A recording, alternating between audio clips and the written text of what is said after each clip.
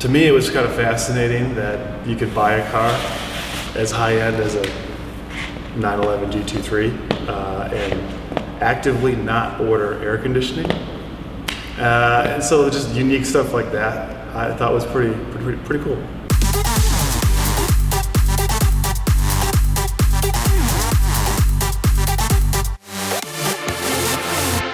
I, like any other day, peruse forums and classified ads and eBay, looking for cars that are unique or cool or something that I'd like to have. So I came across this car on a forum. First owner was selling it. Man, did I want it, but I couldn't afford it. There's no way. At the time, I think I had an E46 M3, and just couldn't do it financially. So, fast forward 3 years later, and I'm cruising through eBay, and I come across this car, and I had to look at it and kind of double back and say, wait a second, an AC Delete red GT3? Huh. And so I went back and I kind of double checked all the different options, and man, it was the same exact car 3 years later down the road. So at this point, I was pretty able to buy it. But, at the end of the day, I was watching it on eBay and watching the reserve price and lowered the reserve price. And that day, put my bid in, and in the last second, you've won a GT3. So, that was an interesting phone call. Hey, honey, proud new owner of a GT3. So hey, but, whatever works. And so, had it inspected to the PPI and had it shipped over to Atlanta, and the rest is history. I guess it was the combination of buying because again, a 911 is it's considered one of the better driving cars, and to get arguably the best of its model, and being a GT3, of course, enhanced aerodynamics and engine, obviously better power.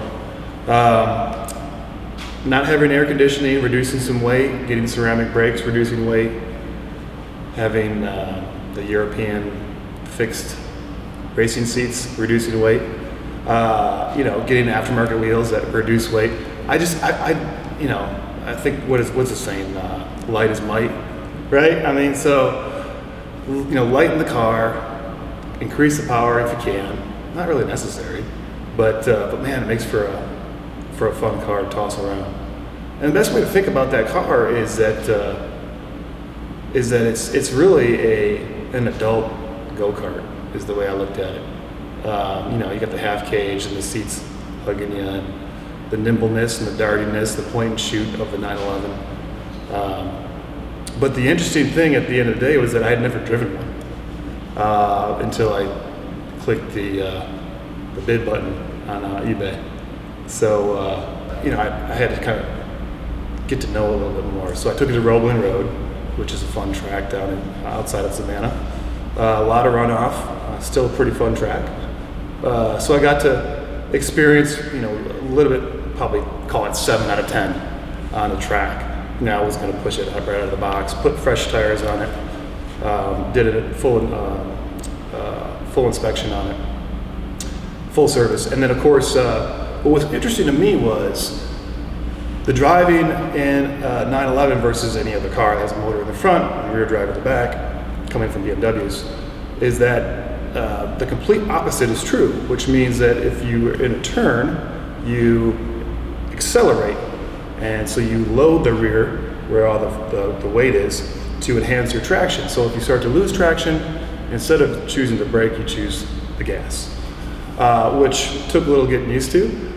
Thankfully, no off-track experiences, but man, it just kind of blew my mind to think that was the case, and yet it worked incredibly. And so, from that, I was hooked, and then I took it to Road Atlanta, and I took it to VIR, which was Barrel Monkeys, and man, phenomenal car, great driver's car.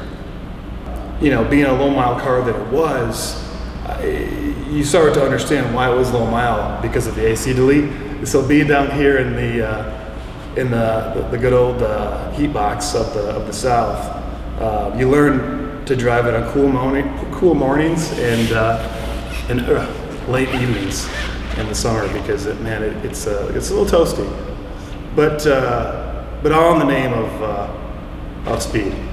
So yeah, I mean, it had the magazine feature that was fun. You know, people like to learn more about the car and why it's different, why it's unique, and you know, and the way I think about it is kind of one of the more purest 911s, just because there is no PSM or traction control or any of the new systems that you find in all these modern cars. It had ABS, which I guess is a fairly new system, but you know, again, just you in the car and the road, and hopefully a fairly good set of tires, and away you go.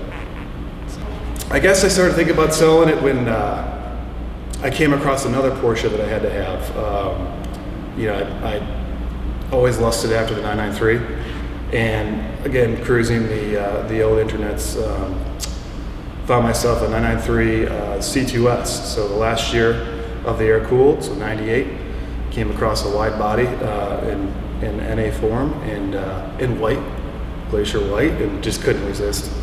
So having the two 911s, and then I also had an E36 M3, and then my daily, and then the wife's car, and kid number 1, and then kid number 2.